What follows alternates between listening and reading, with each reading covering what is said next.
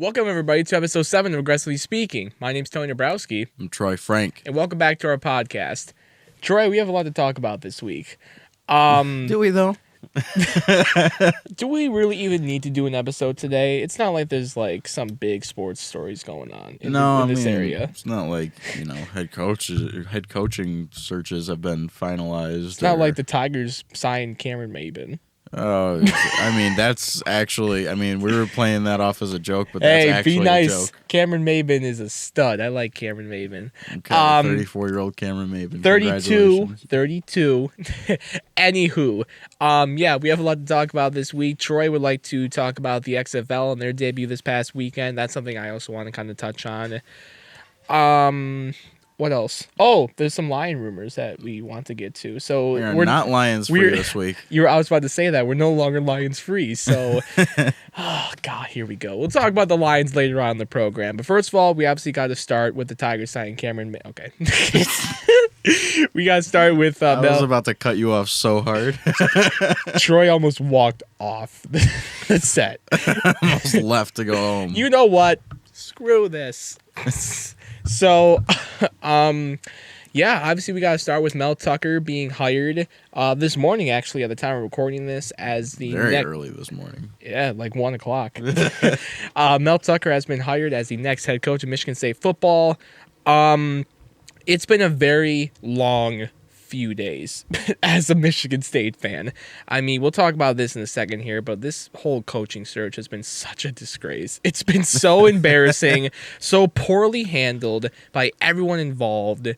And, last week we were talking about, I'm pretty sure I mentioned when Luke Fickell will get hired, and then obviously all that went down. But again, we'll talk about that later on in this segment. But Mel Tucker, he's the head coach of Michigan State football after he tweeted a couple days ago that he's committed to Colorado.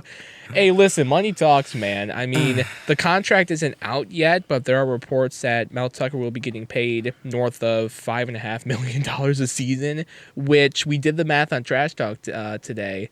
That would mean he is around the 12th highest paid coach of the country. I didn't think I'd ever say that sentence as a Michigan State fan because I always assumed we didn't have the money. I don't know where Bill Beekman and the board of trustees pulled this out. But, Mel Tucker's the head coach of Michigan State. I'm sure you want to hear my thoughts first since I'm the Michigan State guy here. Yeah. So here's where I'm at with Mel Tucker. I don't think he's a bad coaching candidate at all. I understand that he's only been a head coach for one season at Colorado, and that was last year when he went 5-7.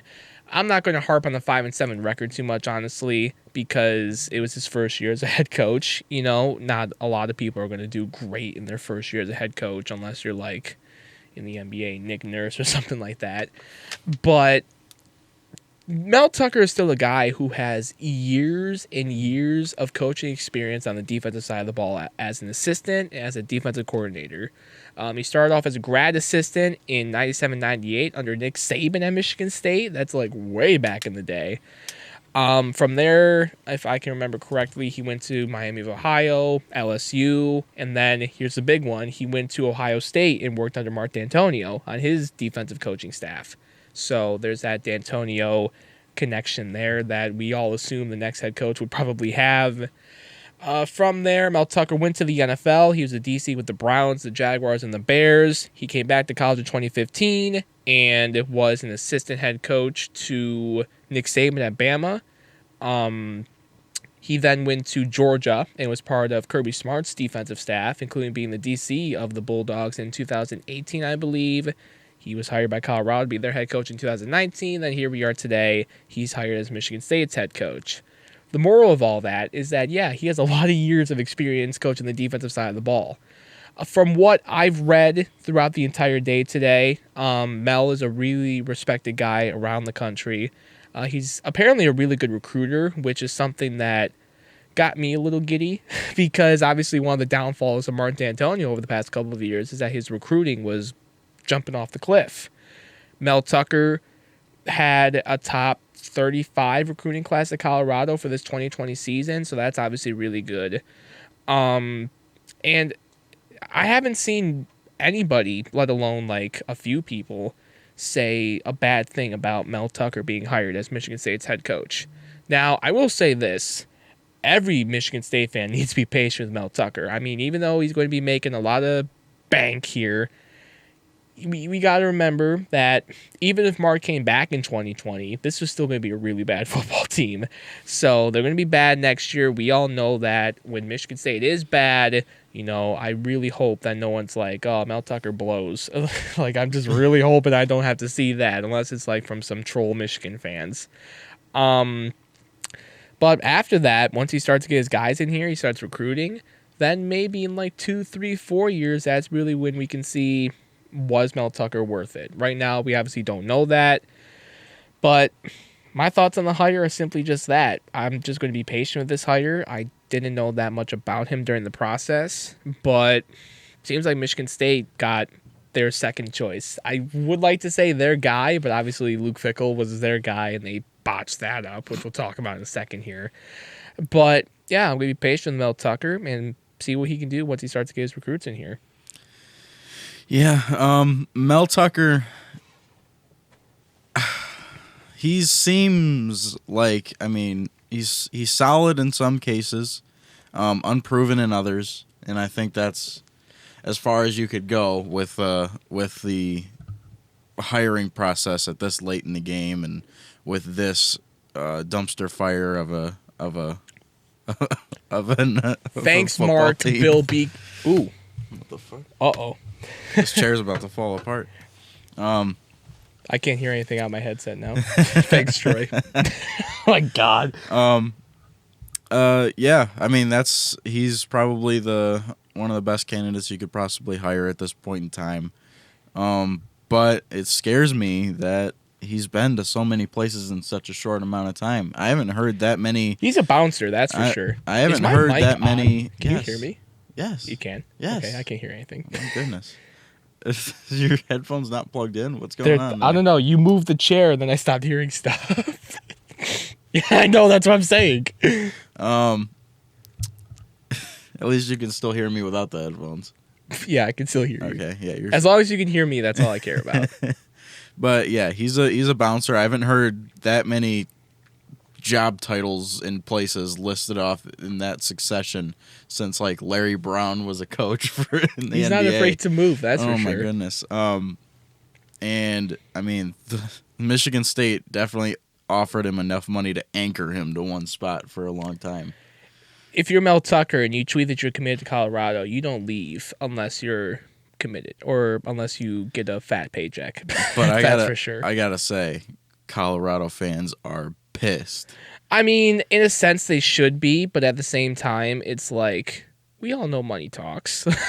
Like, if you're offered that much money, you tell me if you're Mel Tucker, you're not taking the job? I mean, come on, everybody would take that job. Yeah. It is funny to watch the entire nation react to how awful of a guy he is when we're all like, this is a great hire. He's going to be amazing. Or like he'll definitely be a lot better than what we were expecting, and everybody else is like, dude, fuck Mel Tucker. I mean, I don't know if everyone is saying that. I think it's just Colorado. I do. I mean, there's people on ESPN that are talking about the story. Oh, saying, like, you think I care about what I know, ESPN but says. it's just what the media is saying about it. It's like, oh, how dare he, basically backstab the program that he was committed to 4 days ago. Oh, boo-hoo, ESPN. Oh. I'm just saying national media, all right? ESPN was my example, but... You could tell I don't like ESPN. I know. But I still think, like I said, more people nationally have said that this is a fine hire for Michigan State. I mean, obviously, like I said, the number one guy was Luke Fickell, but they botched that up. So is it a bit of a panic move to throw this type of money at your number two guy? Absolutely. But at the same time, though, I would much rather pay Mel Tucker all this money and guarantee that he's here than settle for like I don't know, Brett Bielema.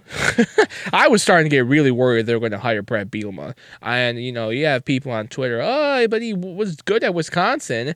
Yeah, and then look at him at Arkansas. I mean, that's all you need to see. He was a dumpster fire at Arkansas. And I'm just very glad that Brett Bielema's not here, with all due respect to him. But, yeah, I mean, sure, it's kind of a panic move for Michigan State to launch all that money at him, especially if he's kind of unproven. But they didn't get their number one guy because they botched that up. I guess you might as well do whatever you can to get your number two guy. And what else can they do at this point in time? I mean, there's not really very many moves to make other than the panicked one. I mean, they were put in a spot where they needed to. They put themselves in that spot. Not to interrupt you, but yeah, they put themselves in that spot. D'Antonio put them in that spot. D'Antonio put him in that spot, and then Bill and the Board of Trustees put him in that spot. I think this is a nice transition into how disastrous this coaching search actually was, because, Mark, we talked about it last week. The timing, I'm still not a fan of. I mean, the way Mark left, it's just leaves such a bad taste in my mouth, and it sucks because obviously I had a lot of good memories with Mark as a head coach at Michigan State, but hard to remember them with when you remember the last 4 years that went on at Michigan State. Oh, I think it's you should be very upset with how he left, even more so than last week after seeing all that's transpired since then. Yeah, and especially when you get reports from Rico Beard that Mark wanted to come back in 2020, retire after the season, and then pick his own coach himself. And yeah, if that doesn't sound stupid enough, listen to this. But the the Board of Trustees and Bill Beekman, they hired like a coaching search committee or whatever, and that pissed Mark off, and apparently he just left after that. So it sounds like Mark had a pissy fit and just said, screw it. If it's not my way, it's a highway, I'm done. And again, that's just, if that's true, which, I mean, why would Rico Beard tweet something that's not accurate, Again, it just makes me have a sour taste in my mouth when I think of Mark D'Antonio, even with all the good years. But, I mean, he's definitely someone to blame for the disaster that happened towards the end. Also, it's hard not to blame Bill Beekman. First of all, Bill finally woke up. Oh, crap, Mark retired, gotta find a head coach. So Bill got thrust into the situation as soon as he woke up. Who's Mark? Wait. Mark D'Antonio? He retired? Mike D'Antoni? Mark. Our guy Mike? He's gone? D'Antonio? He doesn't even know the own name of his guy. I thought I was with the art department, not the athletic department. But yeah, as soon as Bill woke up, he had to find a head coach. And, I mean, this search committee that apparently the university hired, which was a complete waste of money, they made Michigan State and Bill Beekman jump through all these hoops, interview all these different candidates. Let's be real here. What was the point of interviewing all of them if you knew Luke Fickell was the guy? And by the time Bill jumped through all these hoops, and by the time he hired or went to go interview Luke Fickell, he already changed his mind. And, you got reports that Luke and his wife, Amy, were concerned about the campus culture. So that's just fantastic. Now there's a campus culture problem at the university. Just add that to the list of things wrong with that administration. But, well, I mean, that's kind of old news at this point. Yes, but, I mean, now you're scaring coaching candidates away. That's my overall premise. The fact that you're scaring people away now because of it. And, you lost out on your number one guy because of your own faults. You had, after Luke Fickell turned the job down, you had one of the Board of Trustees go on 97-1 and call Luke Fickell a waffling flake. Did you not see that? No, I heard about that, that's for sure. Oh, my goodness, Troy. I'm going to pull up the quote right now. You actually need to listen to this. Yeah. Here we go here. I'm going on Twitter to find the quote. So, yeah. One of the Board of Trustees, I'm going to find his name here. Here we go. Brian Mosalem, one of the Board of Trustees. He went on Jamie and Stoney is the show name, I believe, on 97.1. And here's a quote. Spartan Nation should want someone who wants to be here. We don't want a waffling flake who views this as a destination job. So that's a fantastic look for the Board of Trustees. You got people calling out coaching candidates, calling them waffling flakes. I mean, I've heard some stories about the MSU Board of Trustees, and none of them are good. They're not good. I mean, this whole process has been a complete dumpster fire between Bill Beekman waking up and realizing he's got to hire a head coach, hiring a search committee to make Bill jump through all these hoops, and then by the time he gets to his top guy, the top guy says, yeah, I'm not interested. I'd rather stay at Cincinnati. And then, the Board of Trustees is calling out people, just adding to their resume of the bad stories that you've heard. And it like I said, it's just been a complete dumpster fire. Even though Michigan State hired their second guy, it seems like, they still had to throw so much money to even guarantee that he was coming here. Because he declined the job at first. Exactly. He declined the job along with Luke Fickell, Pat Narduzzi, Robert Saleh, maybe or maybe not Matt Campbell of Iowa State. I mean, it's 5 guys right there that turned down the job. What if the only reason that Brett Bielema didn't come here is because he turned it down too? If Brett Bielema turned them down, that's when you really know you're like, come on. Yeah. But hey, you know what? God bless. It seems like Michigan State got their guy. Mel Tucker seems like a leader. He seems like a guy that's going to recruit well and energize his guys. But he does come with that added risk of not a lot of head coaching. He doesn't have a lot of head coaching experience. He didn't really get a chance to prove himself at Colorado. He's bounced around to a bunch of different places, so he's not a proven builder anywhere. And he will definitely need to try and build this program back up for sure. And he just hasn't had the opportunity anywhere yet, and I think that's mainly on him. Yeah, that's definitely a legitimate concern. And I mean, the Big Ten East is something to not mess around with. I mean, we both know that. Everyone watching this knows how tough the Big Ten East is. Between just Ohio State, Michigan, and Penn State, to get back into the 4-horse race that you want it to be, yeah, it's going to take some time. It's going to take some commitment. It's going to take some good recruiting trips, if you will. And again, that's why I preach patience with Mel Tucker, because it's going to take time, especially for an unproven guy. Yeah. So, and that doubles towards Mel Tucker as well. Take some time, dude. Yes, please don't try to like the press conference at the time of recording this is like an hour away.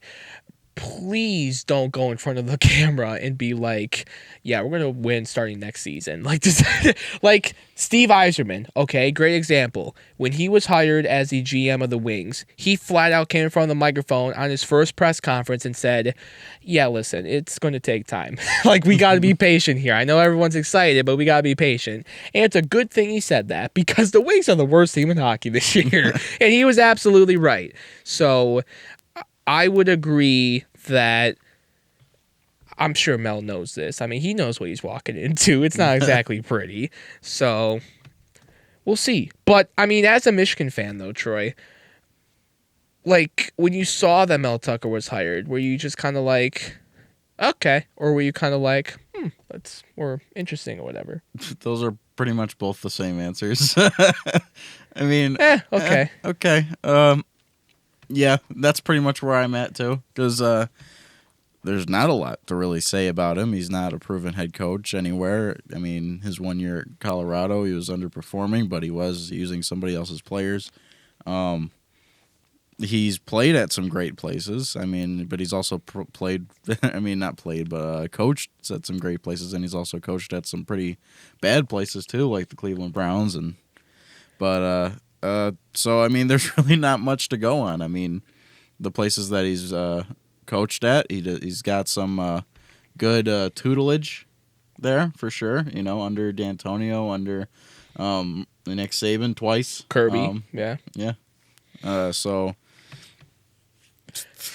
I don't know really all that much about the guy other than that. I mean, I will say, I'm sorry, keep going. No, we'll see. That's all I had to really say.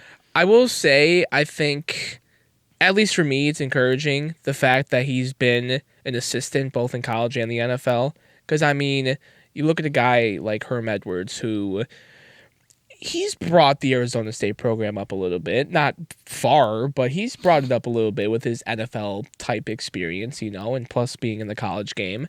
I'm not saying that's what Mel Tucker's going to bring here, like that full Herm Edwards NFL mindset, but I think it's good that he has experience in both the pros and collegiately, and he can kind of use what he's learned from so many people to try to really build up this Michigan State program and what is going to be his first real legitimate job, with all due respect to Colorado. Yeah. I mean, the Colorado... They're in the Pac-12. Yeah, they're in the Pac-12, and, that's basically owned by, those teams out in California and Oregon. Yeah. Yeah, so, I mean, he wasn't really going to win much there. Right, like there's a reason it's called Pac-12 after dark. They play at like midnight and everyone's asleep. So, I mean, yeah, with all due respect to Colorado, obviously this will be Mel Tucker's first like real legitimate job. We'll see what he does. I mean, again, it's probably going to be really bad next year, which it was going to be bad with either Mark, Luke, Brett. I mean, I could have been coaching. It was going to be really bad next year. So, do you think Michigan State as a whole will? I mean, they're going to put a statue up of Mark.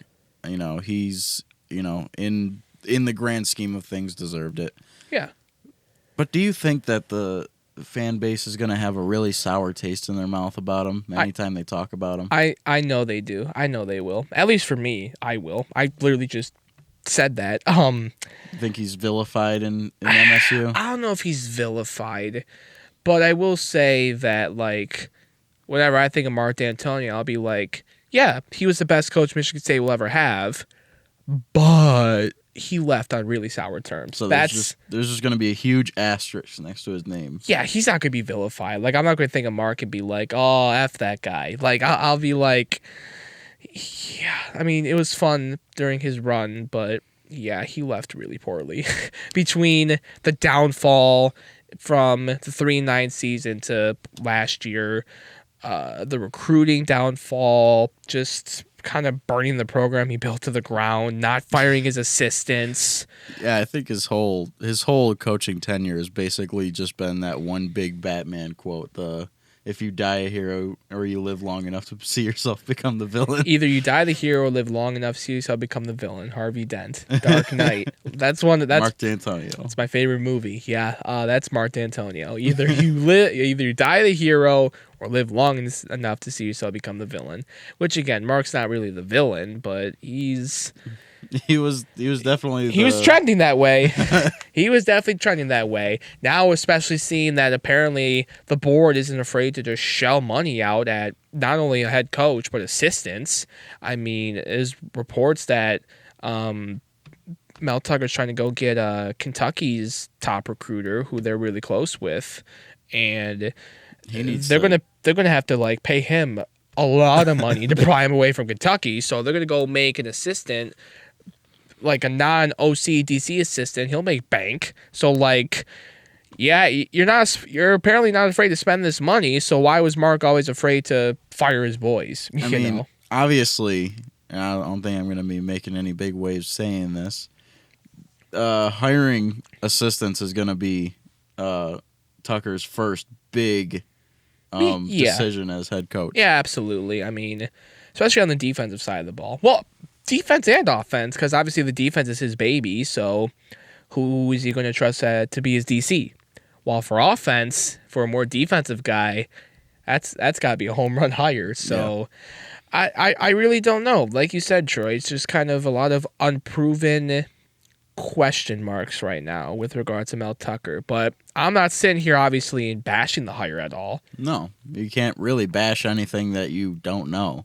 Well, some people are, but, you know. Those are just whack jobs. Speaking of whack jobs, I'm also not going to come in front of here and be like, this is awesome, the program is revived. Like, oh my goodness. Yeah, I'm not doing that either. Like, I'm just kind of in the middle. You know, in my video I made this morning, I said exactly that. I'm going to be patient, see what happens, and... You did say something that kind of sounded along those lines to me right before we started shooting. What? Of like remember when Michigan wasn't scared of us? That is not what I said, Troy. Or something along those lines. We were I'm talking about like Michigan fans trolling the Mel Tucker hire on Twitter, and I said, and I quote, "Remember when Michigan fans said they didn't care about Michigan State?" And you took that as like a Michigan State slappy like quote. I think it's just kind of a jab at. That's kind of what I heard. I think it's kind of a jab at both fan bases who say they don't care about one another. Man, you know damn well Michigan State cares about what Michigan does, and Michigan cares about what we do. Everyone knows that. Yeah, I mean, I did not say Michigan is scared of Michigan State. Those were not the words that came out of my mouth. I think it's pretty hard to, not care about the other program when, you turn on the news to hear about your program and the other program is being talked about. I mean, they both live in the same headspace of everybody. It's we hard live to in get each away other's from heads. each other. Yeah, I mean, we all got real estate. We live in each other's heads. We live in each other's neighborhoods. I mean, it's hard to get away I from could each care other. less what little brother does. You just call them little brother. Yeah, you do. Like that's my point. But anywho, yeah, we'll see with Mel Tucker. I mean, again, I don't think it's a bad hire. I don't know if it's a good hire, but we'll see. We will definitely see. Give it a solid C. Because you don't know anything. That made John laugh. Oh, turn your mic off. That was not worth it. So with that, I feel like we touched on everything we wanted to talk about with Michigan State. I actually want to, instead of going to XFL, I want to talk about the Lions because I feel like that's more important to discuss. I was going to go Lions anyway, but oh well, the way we introduced it earlier, it went XFL first and then Lions. So because that was on my mind, I forgot that we were kind of touching on the Lions. Yeah. But no, we should probably start talking about the Lions. I mean, we've been spending the last few episodes Lions free, and it's been very, very nice because, I mean, I mentioned this after the season ended. Like the last season just drained me. It's a cleanse. The last season just drained me. I mean, it was getting to the point where like I woke up on Sundays and I was like, I don't want to watch this. Like it just got to that point where I was just dreading to watch this team. And I said on Twitter after the season ended, I'm taking like a few months to just simply not talk about the Lions. And we did that on the pod. We're obviously ending that today. On Twitter, I got to end it eventually because, I mean, the draft is coming up here. So we've got 2 months to go. And the draft is what we're talking about now. There are reports that have been out over the weekend and Monday that the Dolphins have been taking little jabs at whether or not they can get the number 2 pick in the draft or 3. There's reports. They've been in talks with the Lions, but I mean the fact that they've been in talks to get the 2 pick that bodes well for the Lions. Even more so than if the Lions were to trade down with the Dolphins, I think. Because now the Dolphins go after Tua at 2. That leaves a certain defensive player out in the open for the Lions just to swoop up that we've been wanting in this town for... Derek Brown? That's not a shot at Derek Brown. I really like Derek Brown as a prospect. I'm sorry. You threw that name out there. That sent me 1,000 yards into the distance. That was the point of me saying that. Oh, boy.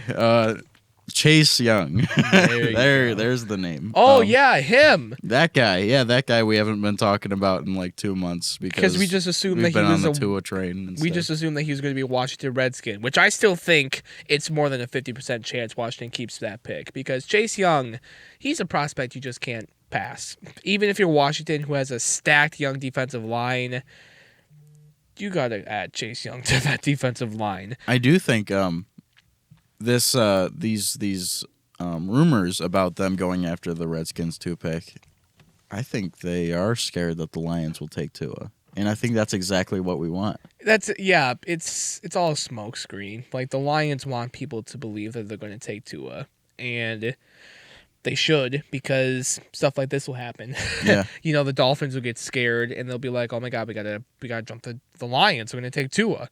Do I think they're gonna take Tua? No, not at all. If they were rebuilding, I would advocate for it, but they're not rebuilding. They're in a win now season. Matt Patricia and Bob Quinn's seats are on fire, like literally. And, taking a rookie quarterback who won't play next year in a win now season makes absolutely no sense. And I like Tua Tagovailoa a lot. But, I mean, this is where we're at with this Lions franchise. Yeah. Didn't. It should make sense in any other situation, but under this regime, it can't. They didn't fire Bob Quinn or Matt Patricia.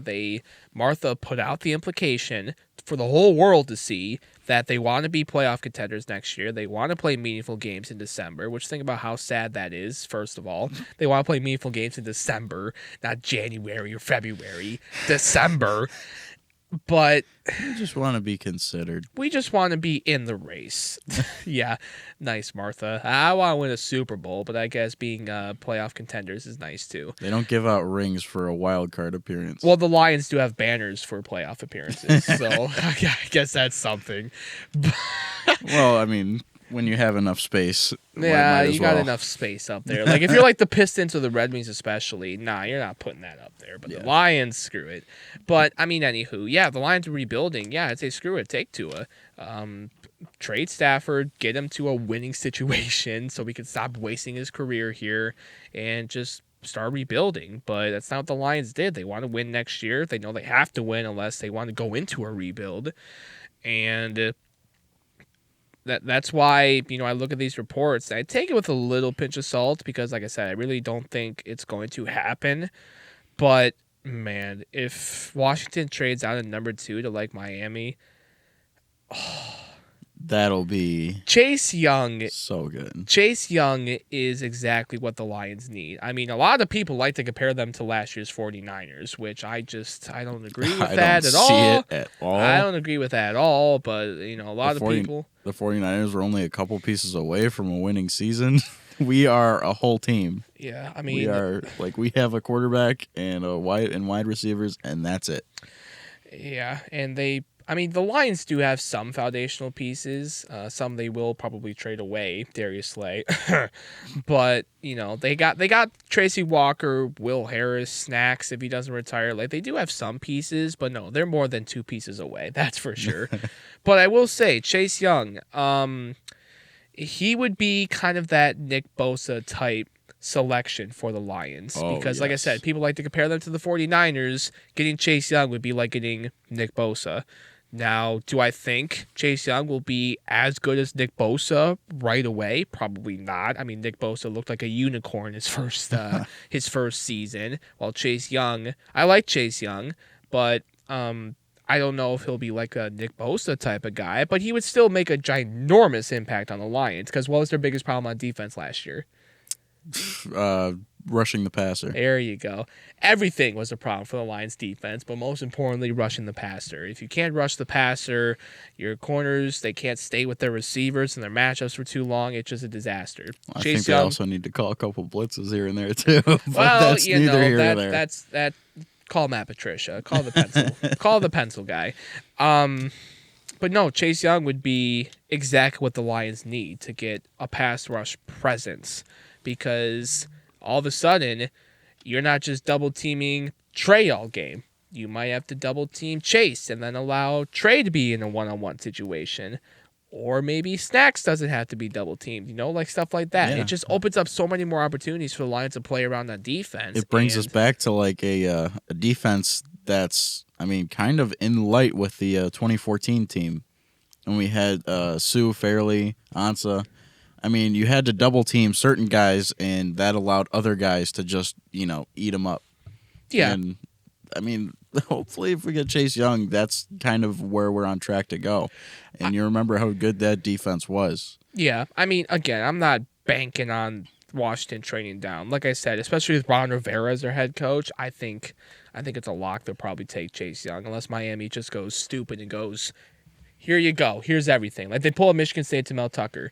Here you go. Whoosh. push all the chips in the center of the table, and then it's like, okay, well, we gotta take that trade offer. Again, I'm not banking on it, but if it did happen, I mean, I know Troy would be sprawled out on this floor. Oh, I would hope to have that episode of the podcast where the opening shot is just me starfished out on the floor. That would be great. John just like made a disgusted face. I had to wince to that. I'm glad. That's what I was going for there. I would join you. I would be very ecstatic.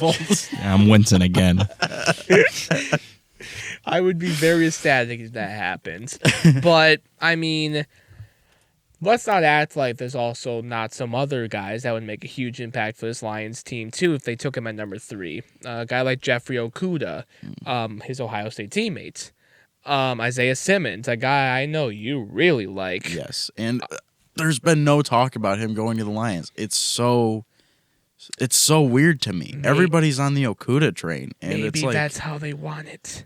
Did you hear about them taking Hawk last year? Not really. Yes. Not really. There was like a whole month and a half where it's like, God, they're going to take another tight end, aren't they? Because he was mocked to them in a few mock drafts, but like there wasn't. I don't see mock drafts even taking or having Lions taking Isaiah Simmons. It's really weird. Everybody expects him to go to the Giants. It's like, we have the higher pick. He's the better player. I don't even know if he goes to the Giants. They need offensive linemen more than anything.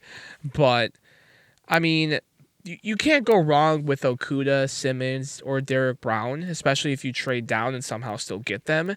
But no, Chase Young is like he's the top dog. Like absolutely no question about it. But I don't know. It's just wait and see thing.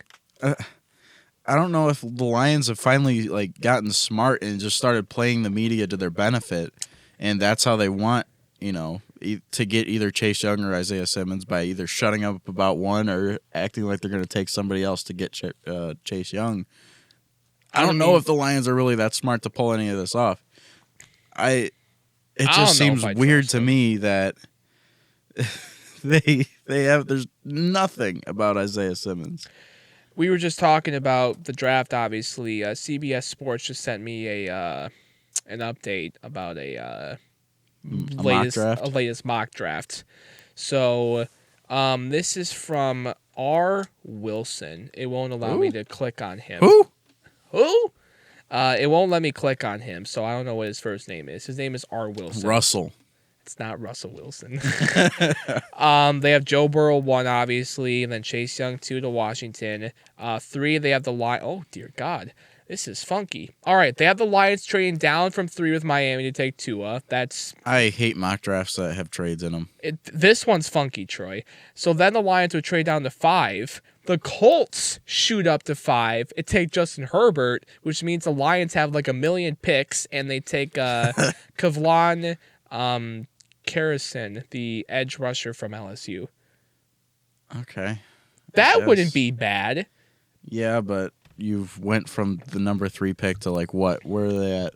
13. 13. But you don't trade down that much unless you get like a haul of picks. Yeah, and the he Lions would need to explain himself. What are the Lions getting back in all of this? I mean, the Lions, they'd be getting picks, but we just talked about it. The Lions need more than just 1 or 2 players. So accumulating picks is a good thing for this Lions team. And that's why I want them to trade down from 3. Whether they trade down to Miami, the Chargers at 6, the Panthers at 8. Please don't trade down with the Colts. I'd rather not fall out of the top 10. But, I mean... You need every single pick from their draft to trade out of the top 10. Yeah, you need, like, everything. Along with, like, a back rub or something. Like, that's a lot to ask for to trade down 10 spots. But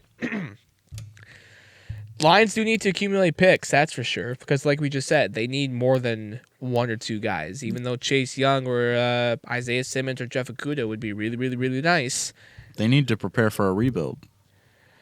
They're not going into the season thinking about a rebuild, though. I know. So but if you accumulate picks, I mean, preparing for a rebuild is kind of accumulating picks for 2020, not 20 like past. No, you don't. I mean, I'm thinking the Colts. Like, if they need to get to that number 3 spot, they would need to shell out some 2021 picks. Probably, but Like the Dolphins probably wouldn't. Like the Dolphins. No, going from 5 to 3, it ain't gonna give you as. I mean, they nearly as still need to much. pay a lot, but they would probably, I would imagine, give up their second rounder, which is like pick 39. Maybe, just maybe, one of their other first round picks. I doubt it. But they would give you some nice picks for sure. I like trading down with Miami. Tua makes sense to them. I also would like to see Tua go to Miami because I think him and Brian Flores would work pretty well together, even though he's a defensive guy. I also don't really want to see Tua go to the Chargers. I don't know. I'm not a big Chargers guy. Yeah. Go I've get never- Tom Brady. Yeah, I've never been a Chargers guy either. I don't know if it's just like the culture, the owner who's pretty shitty, or the colors. It's the color scheme. I hate the color scheme. In that. Knowing you, Troy, it's probably the color scheme. Like you're a big jersey Oh guy. yeah, I'm a big jersey guy. It's probably and the powder blue jerseys. the powder blue jerseys are great, but they barely use them. They instead go navy blue and regular blue. It's like, ew, that's disgusting. Oh, you actually like the powder blue. I thought you would have hated them. No, powder blue and like Oh. full yellow. Oh. But they don't even go full yellow. It's just like a mustard. Oh. Or not even. It's But yeah, ugh. like I'm not a big Chargers guy. Panthers, I mean Tua and Joe Brady would be sexy, but no. Tua, you can go to Miami, Lions accumulate their picks and do their thing. But even if that doesn't happen, if they get Chase Young, that's fantastic. I think, yeah. I mean, I know the Lions themselves aren't thinking about a rebuild, but I'm approaching this draft as what if the Lions rebuilt next year? And obviously the first thing I would do is draft Tua. That's the ultimate rebuilding draft pick. If they were rebuilding, sure, Yeah. but they didn't fire anybody. So, yeah, that's not going to happen. The next best thing to happen is this rumor that's accumulating now. That is the best possibility for a team, not only rebuilding, but also in the position they are now. I think it works both ways. And I mean, I wouldn't say a long shot to happen, but it's not likely. But I think it is the best situation they could find themselves in. Are you fine trading down? I'm fine with it.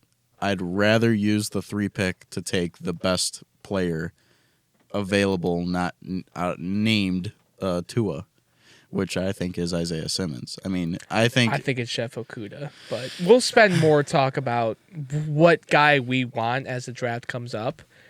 I just want to see if you were like fine trading down. yeah, I'm okay with it. I'd rather not though. I think fair. I think you could find the right player, and I think you run the risk of the Giants taking a defensive player at number 4. Even though they need an offensive line, they also need a defense too. The Giants are silly. Who knows what they'll do? Maybe they'll take Justin Herbert or something. I don't know what the Giants are up to. But even though we were Lions free, and I was dreading talking about the Lions again, it was nice to talk football. Yeah. And we'll have more draft talk, obviously, on the pod as we get closer to the draft. And we still got more football to talk about. We got free agency coming up. I'm talking about immediately. No, I was getting to that, Troy. Settle down. We have free agency coming up. We've got the draft. And we've got the XFL. Yes, sir. So the XFL obviously had their debut this past weekend. I'm not going to lie to you. I wasn't planning to watch the XFL when the weekend started. Neither was I. Because, like... I remember you tweeting out after the Super Bowl, it's like, oh, no more football for 8 months. And people were like, what about the XFL? And I'm like, okay, sir.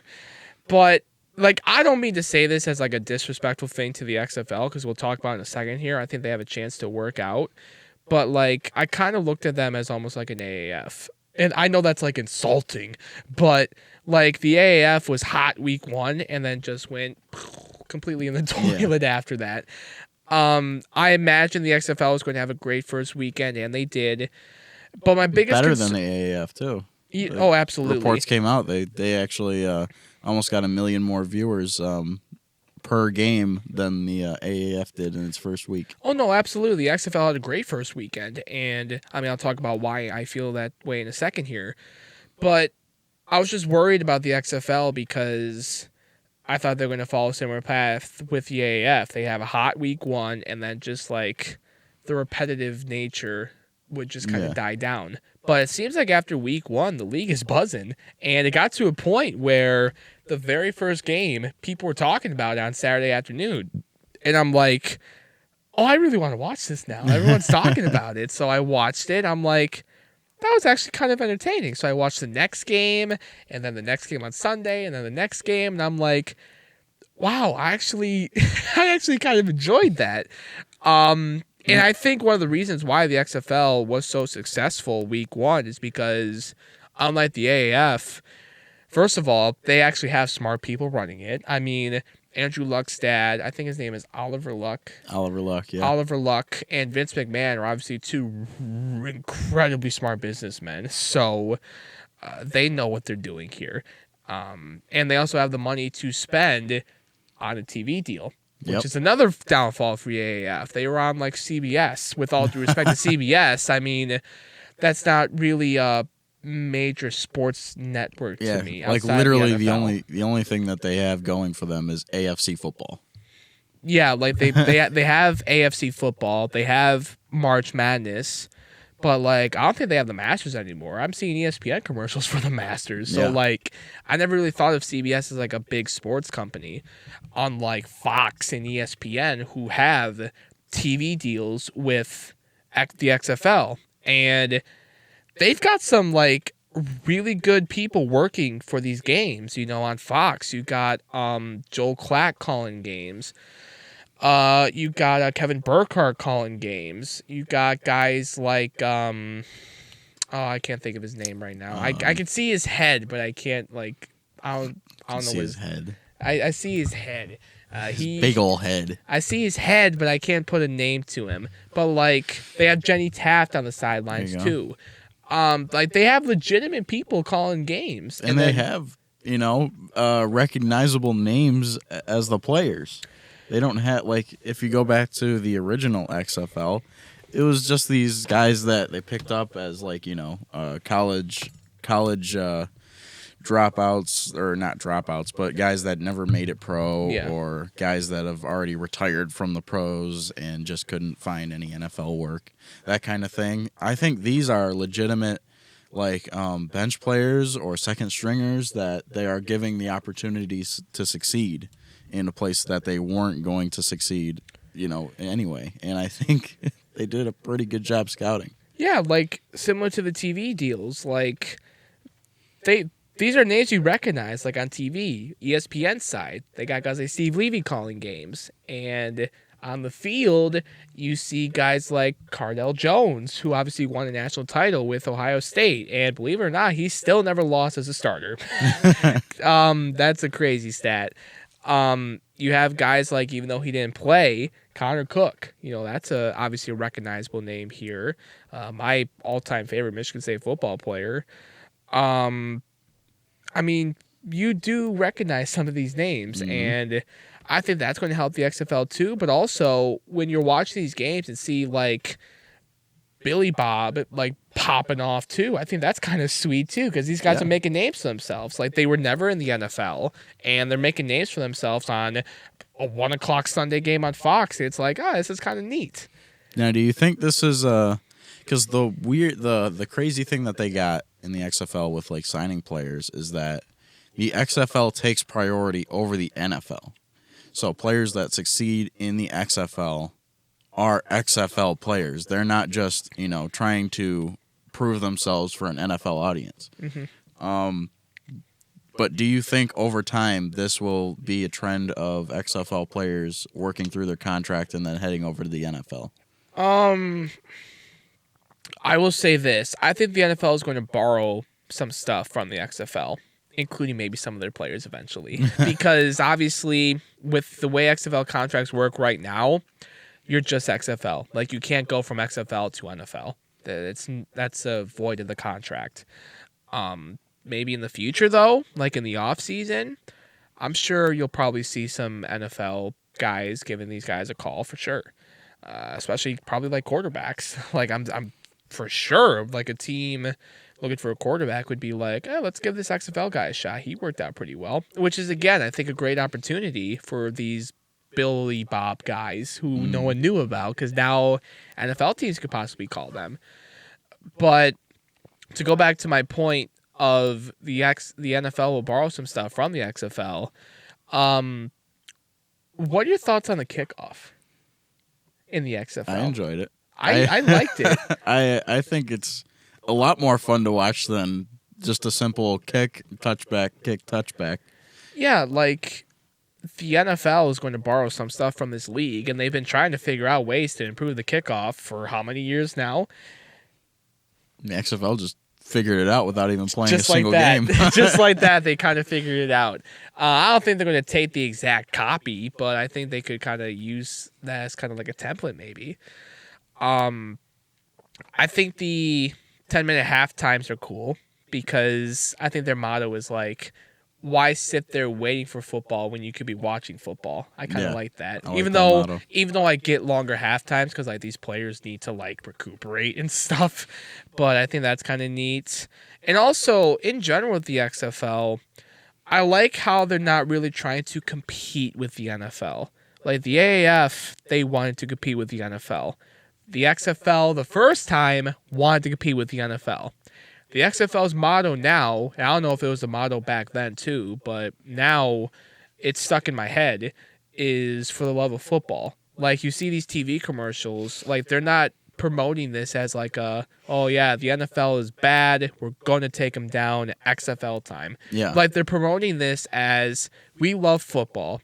We're going to give you more football. And I like that. I Yeah. really do. And it the first time around, it seemed like the NFL was just a big no-no word across the entire like organization of the XFL. Like, do not mention their name. We don't want to be associated with them. We're direct competitors. This is not the NFL. We want to do our own thing, and we want to directly affect their weekend. Right. It was like just this big old rivalry that was so one-sided that they just ended up just closing doors after one season. Mm-hmm. The way that this is framed up, it starts like 2 weeks after the Super Bowl. A week. Yeah. Yeah. I mean, I don't know how it's going to go in the future. That's why I'm just putting it out there. Yeah. And like you said, it's to work in tandem with the NFL. Like, as soon as that's over, here you go. A few more weeks of football. And it's working. Like I'll bring this up as an example.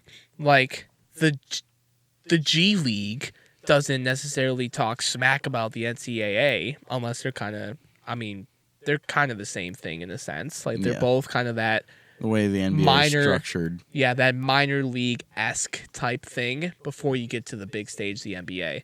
Like, the G League's not talking smack about the NCAA. The NCAA talks smack about the G League, but it's not vice versa. And that the G League has been pretty successful. You don't see the NBA talking smack about the NBA. They work together, So it was a very successful week one for the XFL. I will say that. But here's my concern with the XFL going forward. It's February. There ain't nothing going on right now. Like, what is today's date? February 12th at the time recording this. There ain't nothing going on right now sports-wise. I mean, the NBA season, it's still...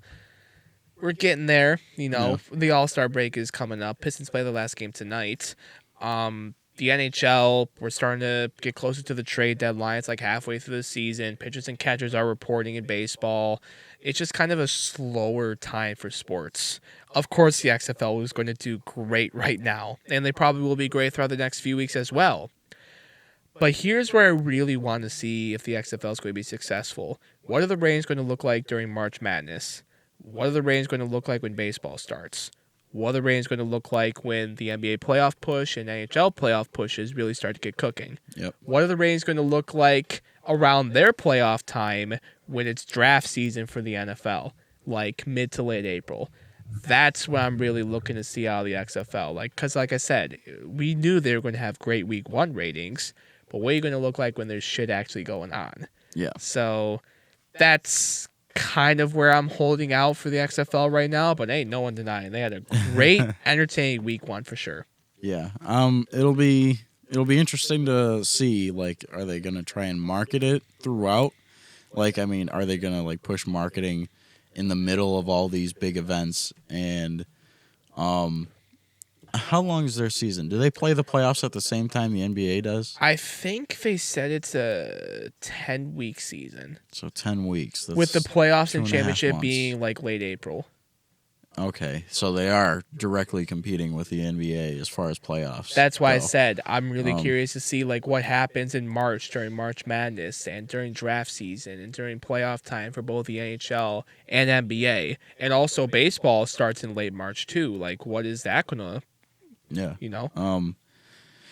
So playoffs are going to be, I think, the big thing that they're going to really bank on, because that is every sport's big pull as far as, ratings and money and everything else. And they are competing with 2 other sports during that time. Not to mention the draft is going on in March Madness. Yeah. Yeah. I mean, the March Madness, that's going to be happening like the middle of, or the back end of their season. I mean, I'm not worried about them not having the greatest ratings in week 7 and week 8 versus week 9, week 10 in the playoffs. But at the same time, though, you still need those ratings to be like, to kind of feel good about yourself. Like if the ratings drop dramatically during that stretch, then it's going to be like, yeah, people really don't care about us at this time of year. Like if people really care about the XFL, they will want to watch a Houston Roughnecks and like I think Dallas Renegades game in the middle of March, as the tournament games are going on. Yeah. I think the best route the XFL has to take is boosting player stories. I think if you make a story out of certain players, people will want to watch, because there's no through line stories in a brand new league. In the NBA, you can talk about how, Kevin Durant went from this team to that team, and how's that going to affect him and his career, and how's that going to affect this team. But in this, it's a fresh start. There are no histories to any of these players except for in the NFL where they don't have a history.